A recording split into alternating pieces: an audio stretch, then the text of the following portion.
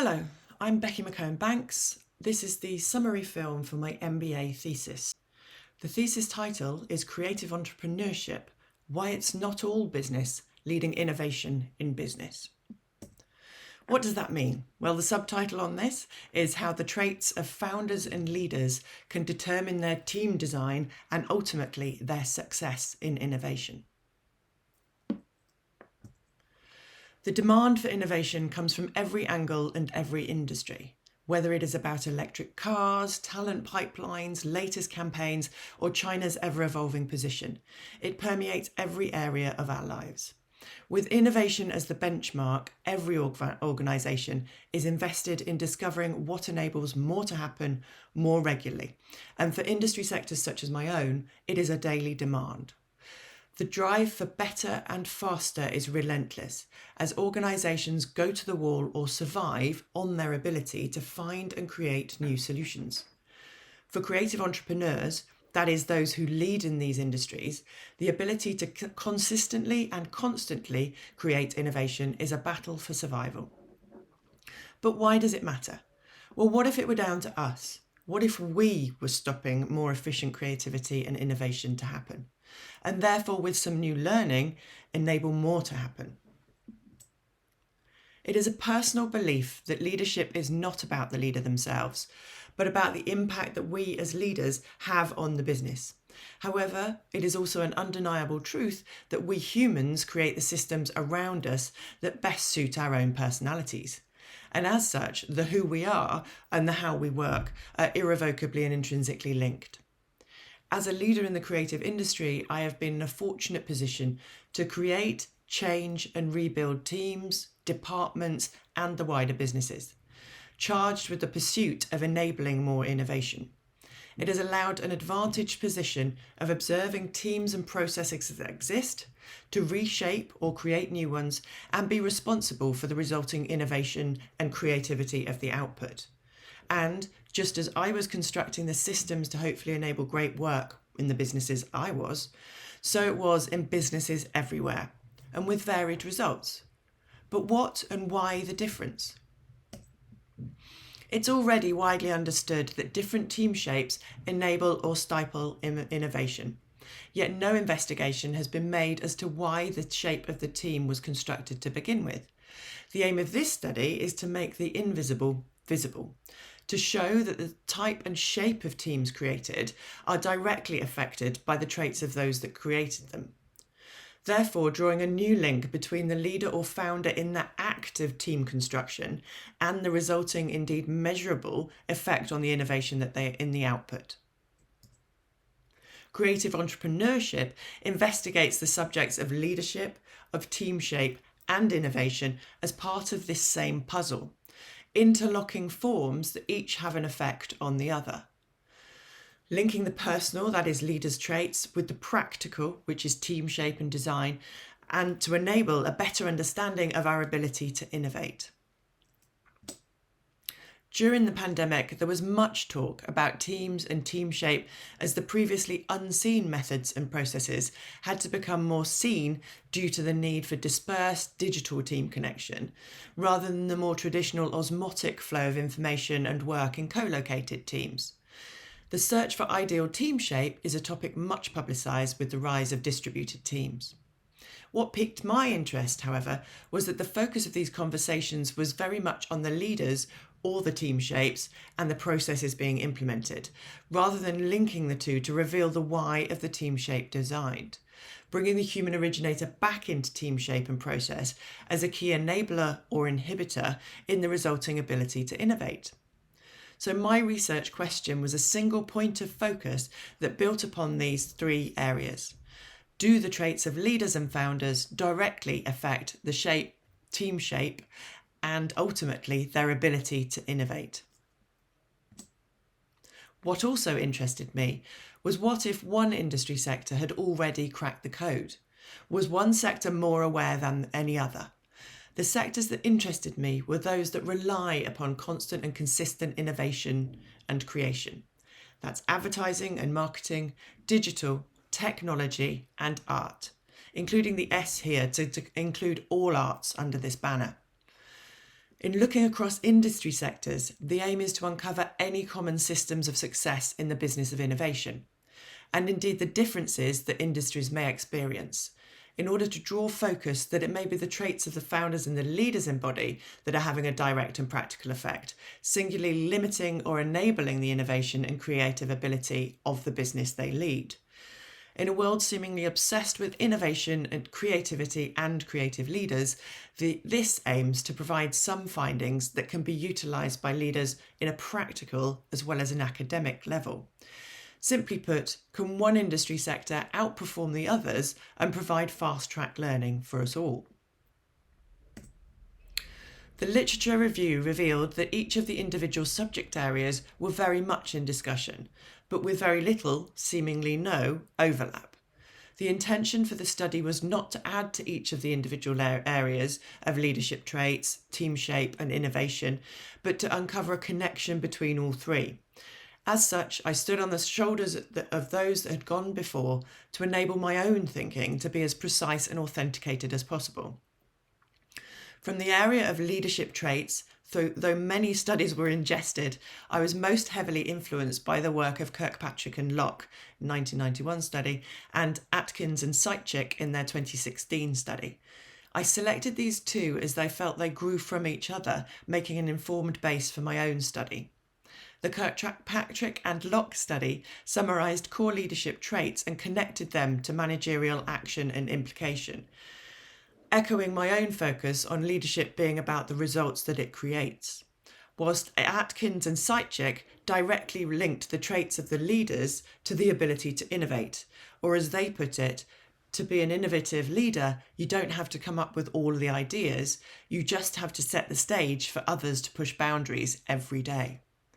Combining the rigour of these studies and the defined key traits for successful leaders, I removed any similar traits when aggregating, but ensuring I had a complete representation based on their proven learnings to create my own list for use in the study. I used definitions as provided by Atkins and Seitzig and was sure to retain their category groupings that they created, which was substance, character and style, for my own reference when it came to analysing the results.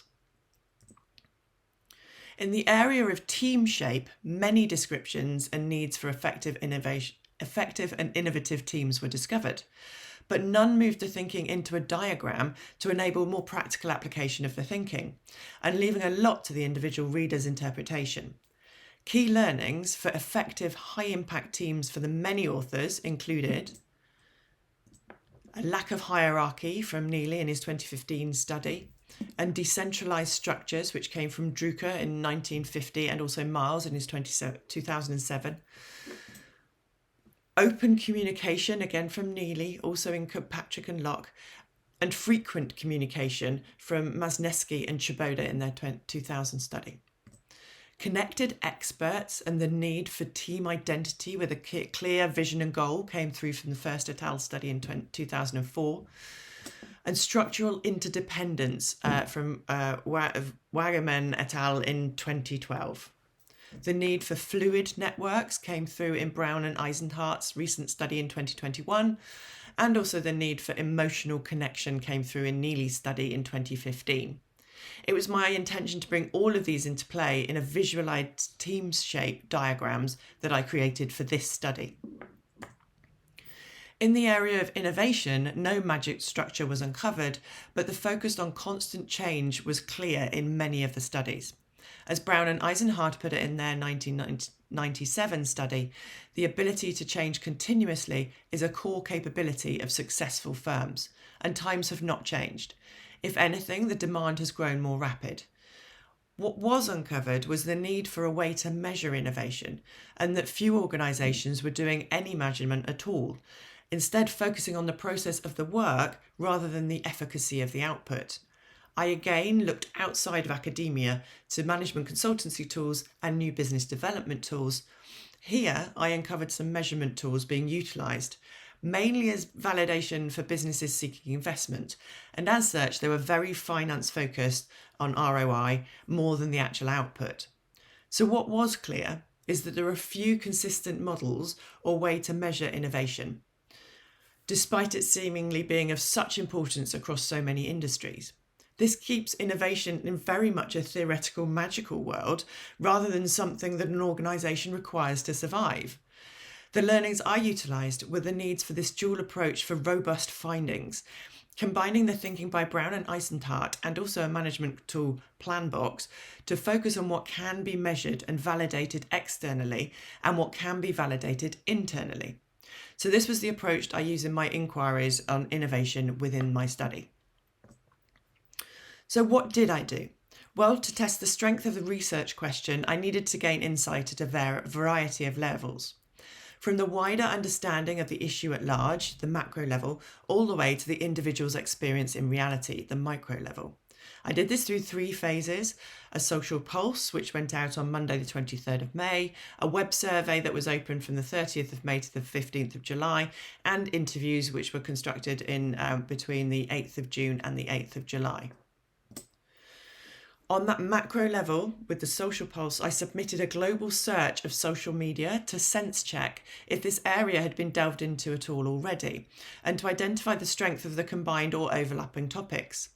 Using a rudimentary free online tool to create an instant historical report of activity in social media of the topics in discussion.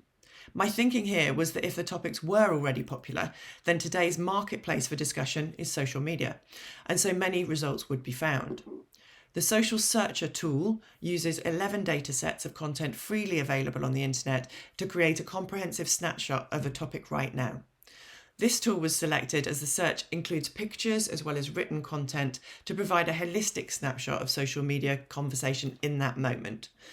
Media platforms the search covered was the web at large, Twitter, Facebook, YouTube, Instagram, Reddit, Dailymotion, Tumblr, Vimeo, Vrontakta, and Flickr. Initially searching for the individual topic areas, i.e. leadership, team shape, innovation, and then using combinations of the terms, i.e. leadership plus team shape, leadership plus innovation, or team shape plus innovation, and finally leadership plus team shape plus innovation, to provide a view of the topics of if the topics were already being discussed in relation to each other. It's worth noting here that the term team shape covers a banner that I used for teams, team shape, and team design. I include all languages in the search for the location parameter in order to ascertain a global result to the query. Having had the question validated that no connection between the areas was already a topic in open discussion, I designed a web survey for professionals to gather some more specific learnings from those in the roles. The survey was distributed within my own networks and those of my connections across social media. I also utilised a connection in the UK Silicon Roundabout group of entrepreneurs to spread the call. My own connections used LinkedIn, Instagram, Twitter, WhatsApp, and the Berlin School of Creative Leadership home. I sought to find leaders and founders within my 4 industry sectors. For the findings to be as useful as possible, I also wanted responses from a wide range of organisational size and from a global perspective. The survey accepted all responses, so it didn't use any disqualifying questions. Instead, I began with 8 questions to ensure that I had gathered data on all of those responding. The wider survey and structure and data was used to look in micro within semi-structured interviews with founders or leaders about their personal experiences and attitudes to creating teams and the resulting innovation. The advantage of doing semi-structured interviews was the permission to tailor the flow of the interview to suit the conversation with each subject. The ability to ask follow-up questions and delve into specifics relating to the subject's experience was key when speaking to such a range of people from a variety of industry sectors. Interviews were a minimum of 45 minutes, but were allowed to extend as long as the conversation flowed. One continued for 85 minutes. The audio was recorded for all and auto-transcribed, as well as notes taken so that nothing was missed. Recruitment for the interviews came from my own networks and those of my connections, again using LinkedIn, Instagram, Twitter, WhatsApp, and the BCSL home. all methods were reliant upon my own ability to find free tools available and to drum up those respondents. What did I find? Well, the social media pulse revealed reducing recognition in the combination of the terms in the scope of the study. So my interpretation of this was that whilst people are familiar with these widely studied areas, the combination of all three was a rich, undiscovered territory. So hurrah, we can continue. In the web survey, whilst there was a UK bias to the respondents for the web survey and the interviews, there was a representation from around the globe, including Europe, the US, APAC and South America. Countries covered: Australia, Austria, France, Guatemala, Mexico, the Philippines, Singapore, Brazil, South Africa, Spain, Switzerland, the USA and the UK. Pleasingly, the majority of respondents were executives or founders as requested, which was validated by the job titles they provided in the answers to the web survey. So I had asked the right people. Hurrah! And whilst there was a clear bias towards my own sector of advertising and marketing, there was representation from digital and technology. There was no representation from art or the arts, unfortunately. So this sector was actually dropped from the study at this web survey stage.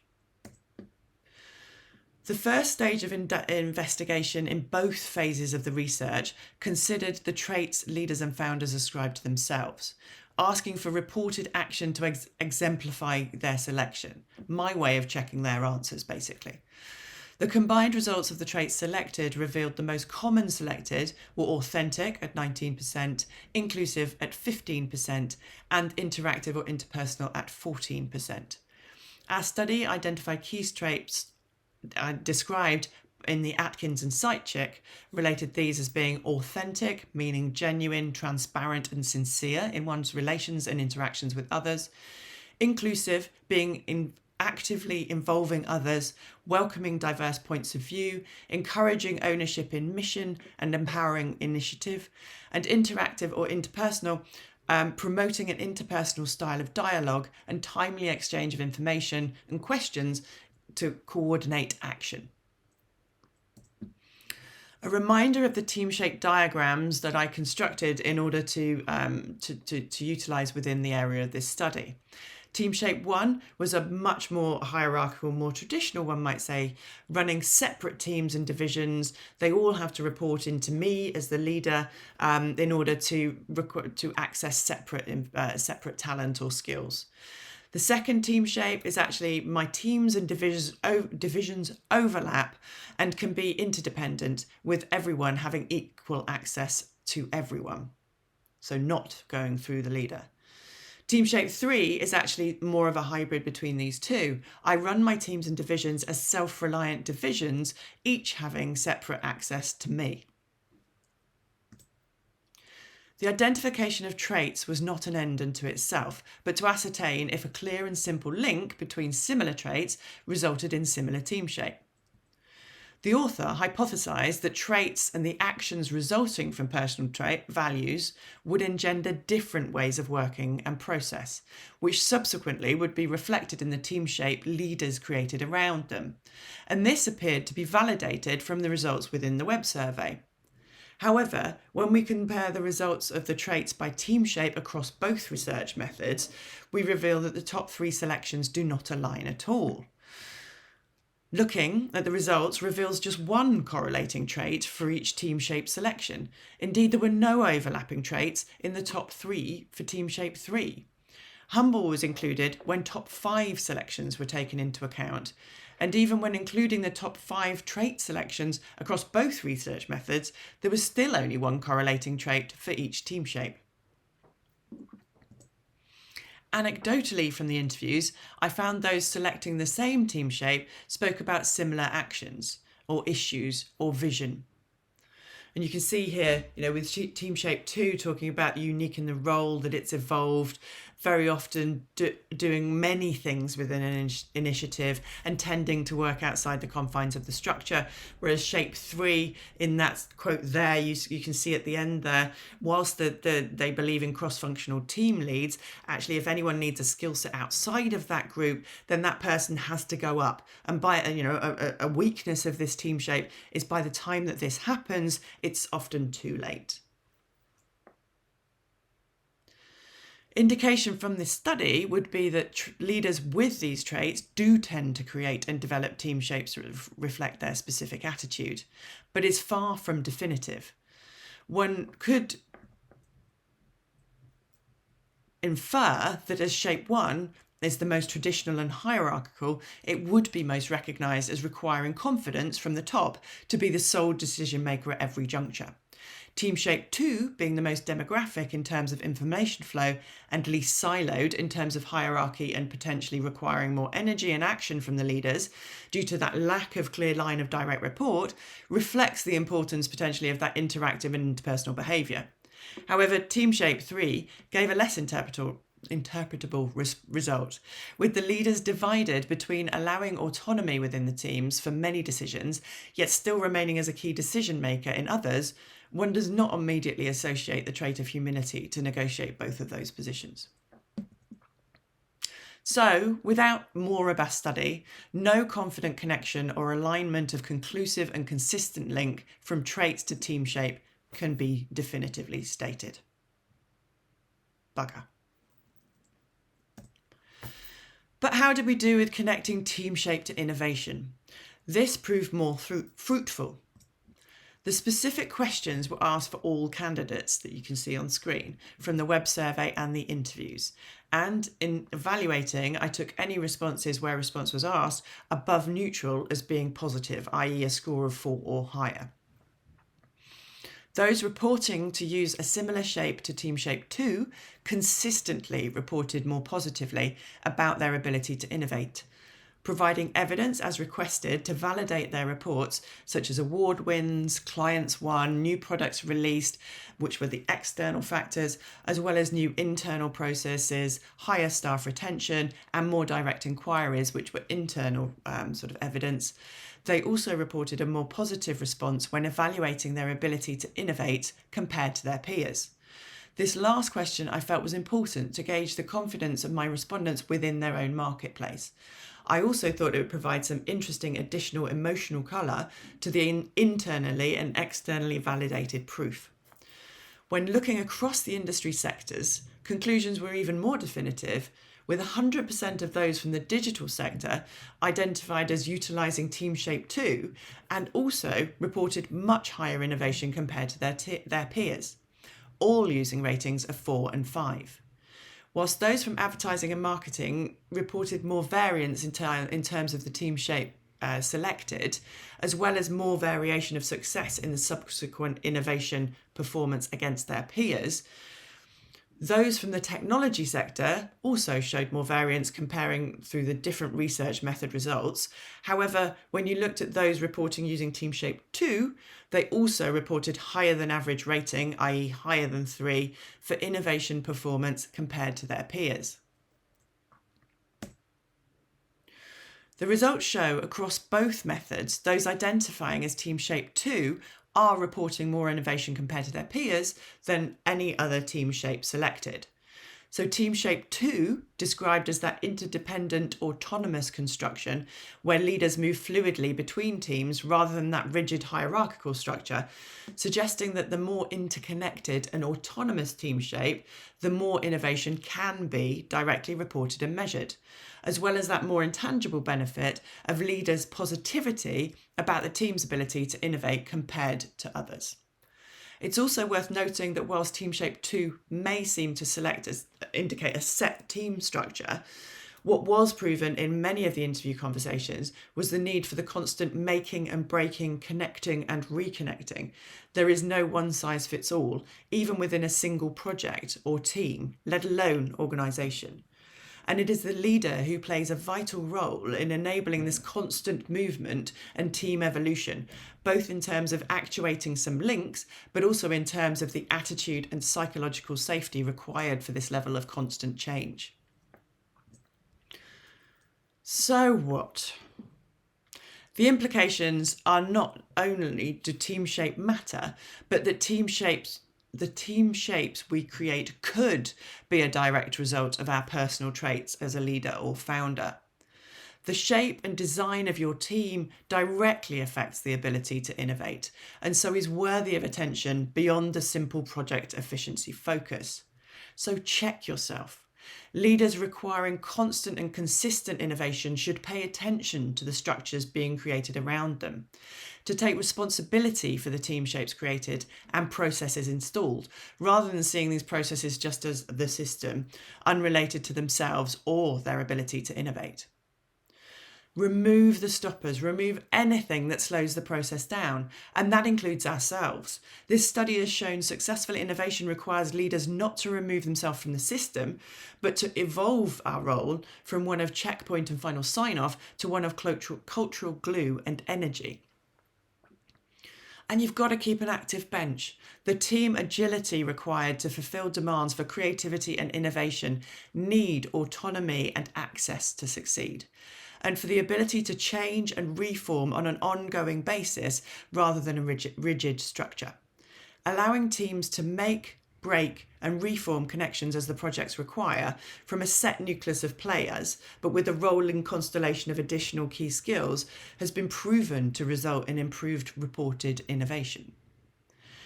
Measure, measure, measure. The absolute need to monitor and measure innovation through the output being created, so that we, as the creative sectors, know and report our true worth and value to the business.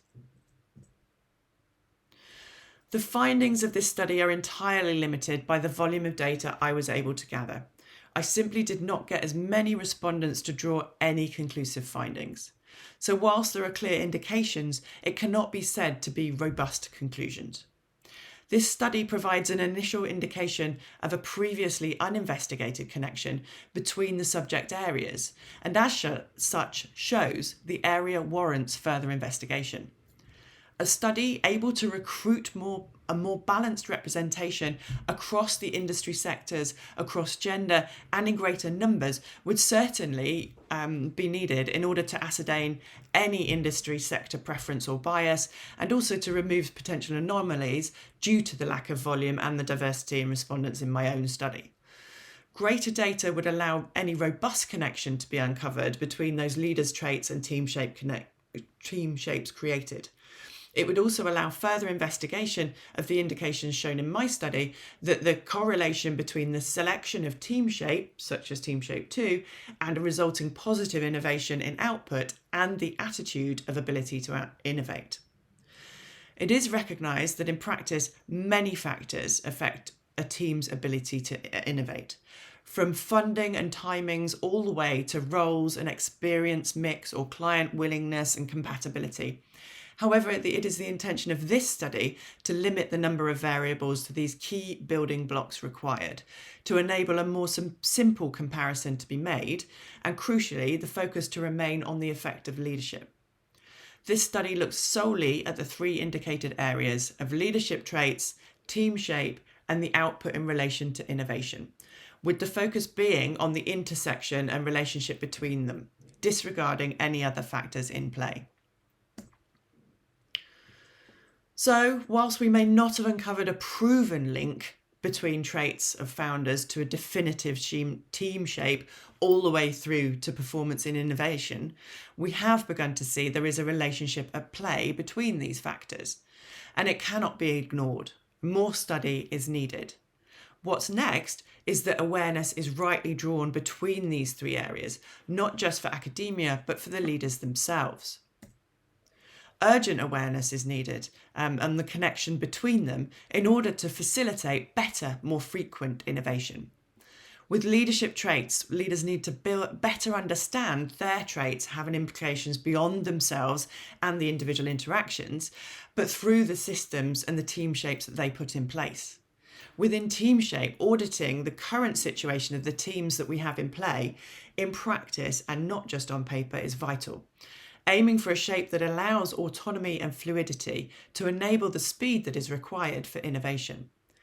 And in innovation, it's the benchmark we're all being evaluated upon and the differentiator in our marketplace. And as such, it requires measurement and reporting. What has been made clear is releasing the power of our teams by recognising and reconfiguring the team shape that we have created enables not only more measurable innovation, but a reported positivity in the ability to outcompete on innovation against our peers. And if that's not what's next, then I don't know what is. Because the traits of leaders and founders do directly affect the team shape and ultimately their ability to innovate. Thank you very much. And thanks for the images and credits for the GIFs go to Elmo Studio and this list of photographers that I've discovered at Unsplash. You can email me if you'd like a copy of the full thesis, the written thesis, in order to go more deeply into some of the topic areas I've discussed here. However, thank you for your time. I really appreciate it, and good luck with your own pursuit of innovation. Thank you.